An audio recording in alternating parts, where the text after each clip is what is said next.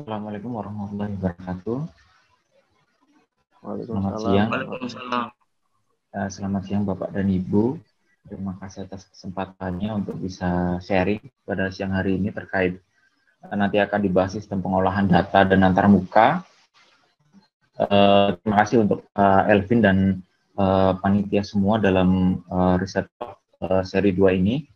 Ini akan berkaitan dengan pemateri-pemateri selanjutnya sebelumnya ya, karena telah membahas sensor dari seri pertama sampai tadi Pak Agung telah membahas sampai lightning detector, dan disinilah nanti akan dibahas muara dari data-data sensor tersebut, seperti apa nanti tindak lanjut dari masing-masing sensor, kemudian apa nanti yang akan dilihat oleh pengguna sih. Dari kita telah membahas dari awal sensor, kita telah membahas dari blok diagram, sebetulnya apa sih nanti yang pengguna akan melihat data-data tersebut. Ini akan dicakup oleh data logger dan server klien ya nanti. Data logger sebagai sistem pengolah data dan antarmuka nanti akan dilihat sebagai PC dalam bentuk server dan klien. Sebelumnya perkenalkan terlebih dahulu, nama saya Sugiarto, staf dari Pak Maulana di BMKG. Bisa mengkontak kami di kontak yang ada. Kemudian beberapa riset terkait dengan materi AWOS ini. Kemudian sekilas saja, kita langsung masuk ke data logger. Jadi komponen ini merupakan perekam data pada AWOS. Jadi semua data-data dari tadi bahasan Pak Maulana, bahasan dari Pak Furkon dan Pak Agung, kemudian bahasan pada seri pertama, nanti data-data tersebut larinya akan ke data logger, satu perangkat untuk perekam data. Kita lihat secara pengertian, data logger ini merupakan piranti elektronik yang berfungsi mengukur sinyal listrik, baik itu analog maupun digital. Mungkin teman-teman telah familiar dengan beberapa sensor, baik itu analog maupun digital. Kemudian data logger juga akan mengubah besaran listrik tadi, sensor analog ke besaran fisis. Jadi karena tadi Pak Agung sedikit tentang piranometer itu outputnya dalam milivolt, kemudian kita nggak tahu itu besarannya berapa. Nah, fungsi dari data logger itu sendiri nanti akan membaca besaran listrik dari piranometer, kemudian untuk dianalisis menjadi besaran radiasi seperti itu. Kemudian akan dihitung fungsi transfer, kemudian akan memproses data menjadi nilai statistik ataupun time series dan sebagainya. Kemudian setelah diproses di data logger, kemudian disimpan di dalam memori internal untuk selanjutnya ditransfer menggunakan media komunikasi standar lah. Nanti biasanya ada wireless, kemudian ada menggunakan kabel, seperti itu ke PC tadi, server atau klien sebagai antarmuka. Kemudian semakin banyak fitur yang disediakan oleh data logger untuk keandalan itu sendiri. Jadi data logger ada beberapa merek dan tipe terkait dengan mau untuk kepentingan meteorologi, environmental, kualitas udara, kemudian berbagai kegiatan sains lainnya. Dan itu fiturnya akan berbeda antara satu produsen dan produsen lainnya. Itu sekilas untuk data logger. Jadi intinya hanyalah perangkat untuk merekam, memproses, dan nantinya akan menyimpan dan mentransmisikan melalui media komunikasi. Kemudian untuk AWOS sendiri, ini ada beberapa tipe di Indonesia yang telah beroperasi di bandara udara, ada berbagai macam tipe, mungkin bisa dilihat di layar bahwa mereknya ada beberapa, tapi secara prinsip nanti akan kita lihat bahwa mereka sebetulnya sama. Kemudian apa yang ada di data logger, mungkin sebentar.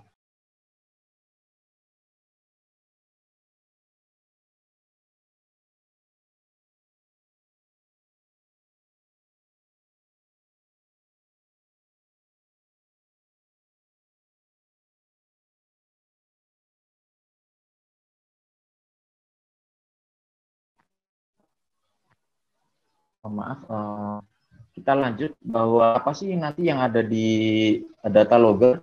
Jadi yang ada di data logger mungkin nanti akan dibayangkan di slide berikutnya. Ada port input di sini untuk memasukkan data-data dari sensor yang ada tadi telah dijelaskan ada berupa tegangan, arus, resistansi, pulsa, frekuensi, dan sebagainya. Kemudian outputnya itu nanti ada port 1 daya, karena sensor kan membutuhkan tegangan kerja untuk menyuplai daya. Kemudian radio biasanya wireless TP-Link untuk mengirimkan data juga butuh 1 daya. Kemudian port komunikasi tadi untuk TX RX atau transmisi menggunakan radio, menggunakan modem, kemudian menggunakan RS-232, berbagai macam komunikasi. Kemudian ada RTC supaya kita tahu waktu yang direkam itu data pada jam berapa, menit berapa, detik berapa dari setiap sensor. Kemudian standar ada memori untuk menyimpan data, kemudian program konfigurasi ya, bisa SD card, kemudian berbagai macam memori lainnya. Kemudian ini yang paling penting bahwa ada ini pemrosesan sinyal ya. Jadi analog to digital converter untuk sensor-sensor analog ya. Jadi masing-masing pabrikan juga melengkapi dengan ADC beberapa ketelitian yang berbeda. Ada yang 10 bit, kemudian 12 bit, 24 bit. Semakin tinggi bitnya semakin bagus data logger, karena data yang disampling, yang dicuplik itu lebih teliti nanti dengan pembaginya. Kami kira seperti itu, singkat saja untuk komponen di data logger standar.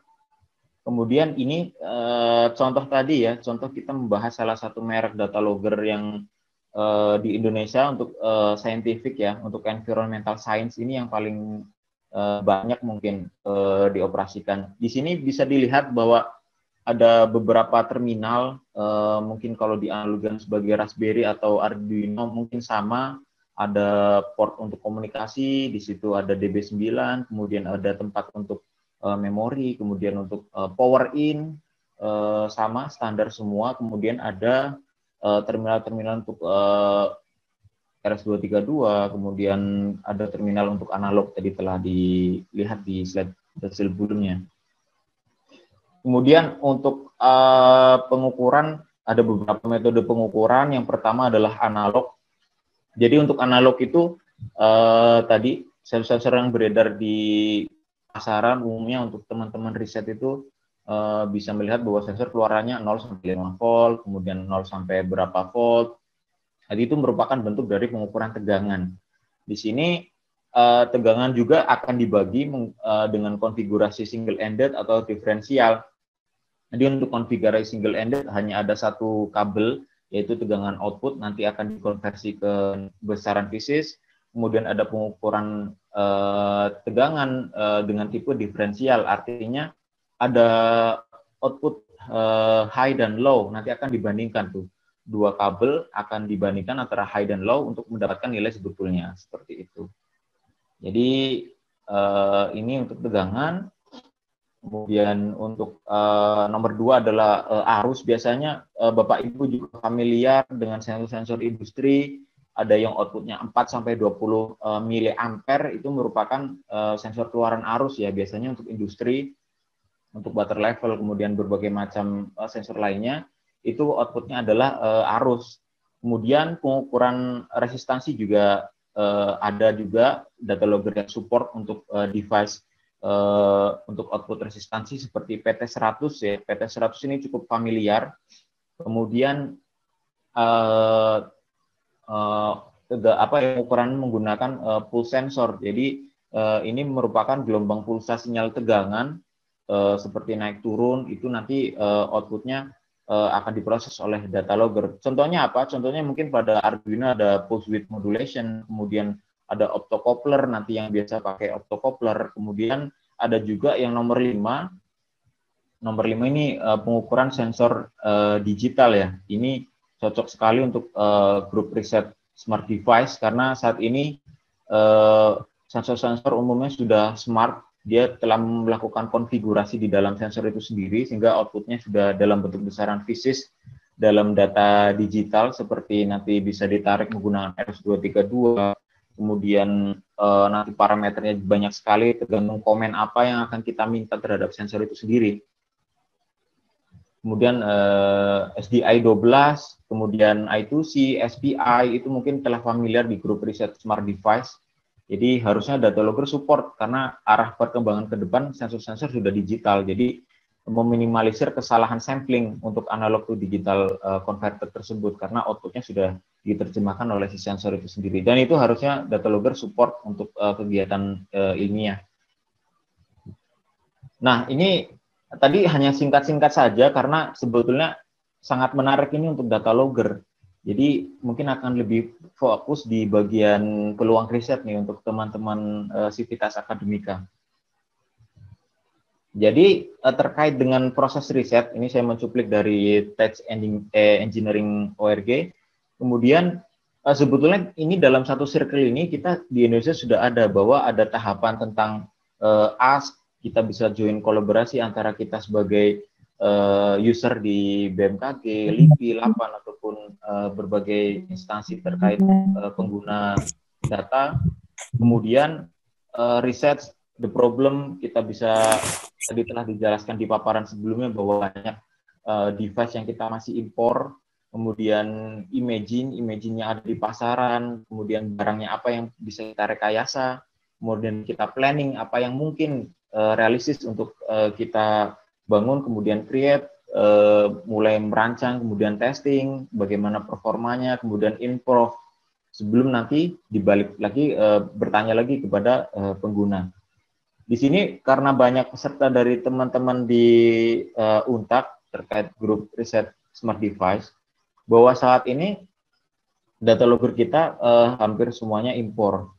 Mungkin di BMG pelan-pelan telah melaksanakan riset, tapi secara ini yang operasional semuanya masih impor. Padahal apa? Kita punya ini sebagai gambaran saja, sebagai wacana saja, bahwa sebetulnya kita punya peluang yang besar karena ada probable resource yang sangat banyak tersedia di pasaran untuk melakukan riset terkait dengan data logger, karena bukan hanya BMKG saja terkait dengan metodologi yang menggunakan data logger, karena terkait dengan LIPI, LAPAN ataupun instansi lain yang mengamati besaran fisis, fenomena cuaca ataupun pokoknya besaran lain terkait dengan sensor pasti membutuhkan data logger, karena mereka pasti membutuhkan penerjemah. Nah, disinilah peluang kita untuk riset nih sebetulnya. Saya lebih fokus ke sini karena ini lebih menarik untuk teman-teman di UNTAK, bahwa seandainya kita akan create produk seperti ini, mungkin ini yang sudah robust di pasaran, bahwa banyak probable resource yang ada di Indonesia. Contohnya ini adalah mungkin teman-teman familiar dengan Arduino, kemudian Raspberry, kemudian STM32 development board. Dan ternyata mereka karena sifatnya open source, mereka telah memberikan kita opsi untuk merekayasa, bahwa mereka telah melakukan share terhadap skematik, kemudian bahkan untuk desain boxnya, bahwa kita pengen seperti apa, sebetulnya ini sangat memungkinkan untuk kita merekayasa seperti itu. Jadi peluangnya sangat besar. Kemudian kita tanya ke user apa saja yang perlu diperbaiki dari skematik itu, apa fitur apa saja yang perlu ditambahkan untuk data loggernya, fitur apa saja itu sebetulnya bisa untuk masukan riset untuk teman-teman di UNTAK. Jadi sebetulnya banyak program yang sifatnya open source bisa dilakukan seperti itu. Jadi karena sifatnya ini wacana, ya kita sifatnya sharing terbuka aja, bahwa peluang masih sangat besar untuk dilakukan. Kami kira itu mungkin karena ini sekilas saja tentang data logger, kita akan masuk ke selanjutnya antarmuka ya. Jadi tadi Bapak dan Ibu, setelah kita melakukan pemrosesan data, kemudian apa sih nanti pengguna yang akan melihat data dari AUS itu sebetulnya ditampilkan dalam apa nih? Informasinya seperti apa yang kita lakukan, dan bisa nggak sih kita di Indonesia membuat suatu interface sendiri untuk mengolah dan melihat data AUS itu sendiri seperti apa? Di sini pada user interface itu terdiri dari server sebagai pengolah utama, kemudian klien sebagai sifatnya hanya menerima saja, bukan sebagai administrator tapi hanya sebagai user biasa saja, di mana di server itu melakukan penerimaan data secara langsung dari data logger, nanti akan dibahas di komunikasi oleh Ibu Dia. Kemudian ada reduksi data yang kira-kiranya tidak perlu, kemudian akan diproses sesuai tadi Pak Furkon sudah menjelaskan tentang regulasi Kemenhub, apa aja sih data yang dibutuhkan, kemudian penyebaran produk baik digital maupun suara ke ATC ataupun ke pilot, kemudian pengarsipan data. Semuanya dilakukan di server AWOS, jadi mulai menerima dari data logger sampai mengarsipkan data itu dilakukan di server. Dan ini mungkin kalau dianalogikan sebagai warnet, ini ada di penjaga warnet nih, karena dia sifatnya sebagai manajer di situ. Kemudian semua diatur di komputer sang penjaga warnet. Mungkin kalau analogi sederhananya seperti itu. Kemudian klien ini hanya sifatnya meminta layanan tertentu dari server karena user di ATC, kemudian user di mungkin ada di beberapa lokasi lain hanya butuh infonya saja, tapi dia tidak perlu mengatur, tidak perlu menyimpan data yang besar, tidak perlu meminta fitur-fitur yang tidak perlu. Kemudian karakteristik dari klien hanyalah aktif mengirim permintaan dan nanti server yang menentukan informasi apa yang harus dikirim ke klien. Kemudian klien juga terdiri dari beberapa komputer klien, kemudian display juga untuk menampilkan datanya. Kita lihat nanti seperti apa. Jadi umumnya baik itu server atau klien sebetulnya tampilannya sama, hanya ada di fitur tambahan saja. Meskipun tampilannya sama, tapi ketika di klien tidak ada fitur untuk sebagai manajer, tidak bisa untuk melihat fitur untuk pengolahan lanjutan gitu. Kemudian untuk display untuk klien juga sama, bisa diatur untuk beberapa. Jadi ini contoh tampilan di bagian kiri adalah aviation display. Biasanya pilot hanya butuh informasi yang sederhana, bentuknya grafis, kemudian mudah dipahami, tidak terlalu banyak angka di situ. Inti angka-angka yang penting saja yang pilot ataupun mohon maaf maksudnya ATC ya, pihak ATC untuk menyampaikan ke pilot hanya butuh informasi yang tampilan angkanya sedikit, kemudian mudah dipahami. Berbeda dengan di bagian kanan atau observer display, di situ lebih terperinci ya, baik itu analisis data time series sebelumnya itu bisa dilakukan di observer display karena sifatnya biasanya orang meteorologi atau forecaster nih biasanya yang menggunakan tampilan ini untuk melihat fenomena sebelumnya maupun untuk menganalisis kira-kira kedepannya seperti apa menggunakan observer display. Dan ini fiturnya lebih kaya daripada aviation display seperti itu. Jadi jangan terpaku terhadap terminologi server klien, tapi sifatnya hanya tampilannya sama, hanya stylenya saja yang berbeda untuk di AWOS. Kemudian ini contoh merek yang berikutnya bahwa user interface-nya sebetulnya sangat mungkin untuk kita rekayasakan di Indonesia. Di sini ada beberapa icon, kemudian ini contoh tampilannya karena produsennya berbeda, maka tampilannya berbeda juga. Jadi sebetulnya sama, ini bisa kita lakukan perekayasaan juga. Seperti itu. Kemudian ini juga salah satu yang bisa kita lakukan nih untuk teman-teman di informatika Untak bahwa BMKG sendiri pernah melakukan perekayasaan AWOS ya dengan nama IRM Avia.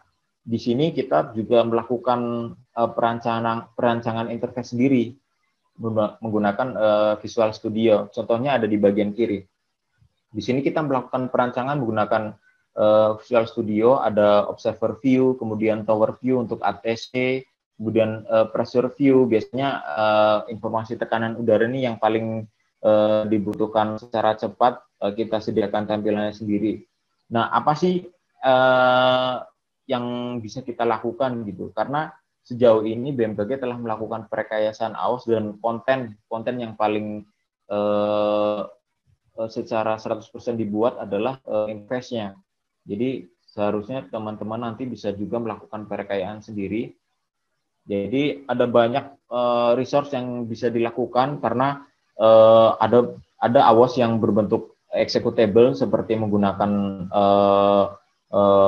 Visual Studio, ada juga AWOS yang berbasis web menggunakan Java, kemudian PostgreSQL untuk database-nya, kemudian mungkin juga menggunakan Python segala macam. Nah, ini bisa kita lakukan. Tinggal tadi proses engineering-nya bisa kita tanyakan kepada user seperti apa pengennya. kemudian kalau kita punya resource seperti bahasa pemrograman yang kita kuasai, sebetulnya bisa melakukan perekayasan seperti itu.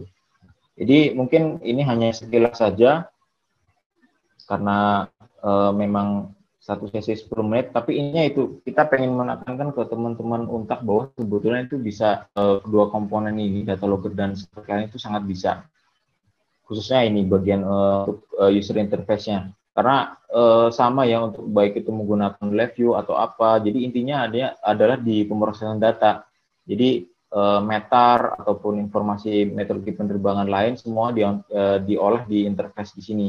Jadi kalau data logger sifatnya data mentah per parameter, misalkan Pak Agung mengirimkan data dari sensor tadi tentang piranometer, kemudian LD nilainya berapa, kemudian untuk pelaporan digabung juga dengan data Pak Maulana, dengan Pak Furkon untuk disandi, supaya mudah dipahami oleh pilot, diolah di interface ini, seperti itu.